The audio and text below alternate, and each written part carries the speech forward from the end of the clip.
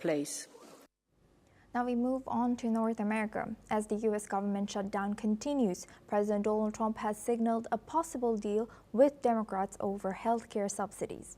He has stated that some very good things could happen with respect to healthcare. The main Democratic demand is to renew the expiring health insurance subsidies, which they say would impact American families.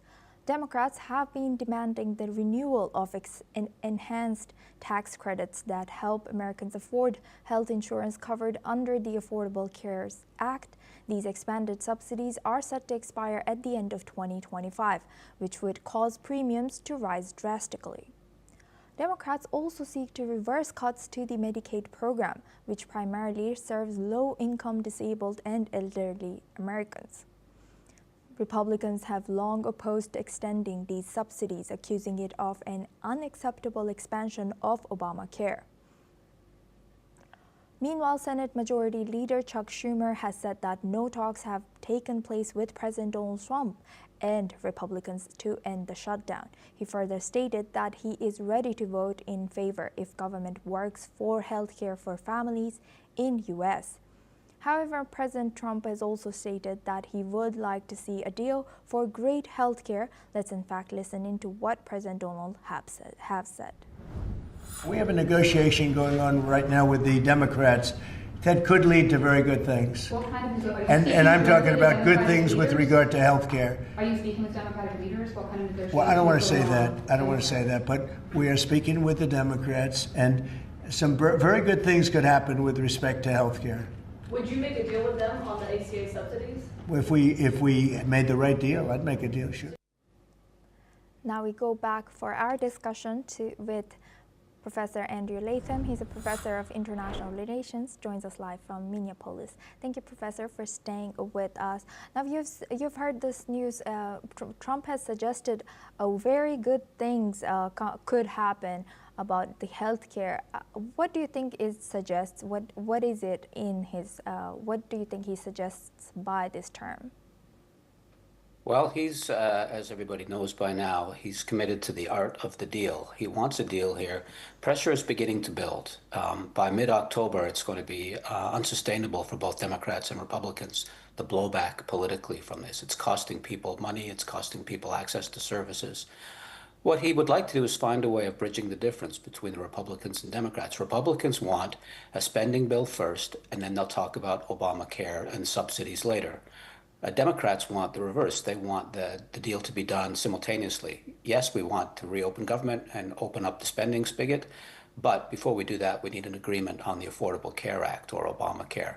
And so right now that's the impasse, and he's trying to find a way to navigate and negotiate that to get both sides to agree to some way forward. And now, going back to your answer, how feasible is it realistically for President Donald Trump and the Democrats to reach a compromise on healthcare subsidies while the government is still in shutdown? I think it's difficult. Neither side wants to blink first. They're going to have to find a mutually acceptable way that doesn't look like either side is giving in to the other. And I don't see that. It's not obvious what that course would look like. It seems like it's a black and white thing. Either the Democrats win this or the Republicans do.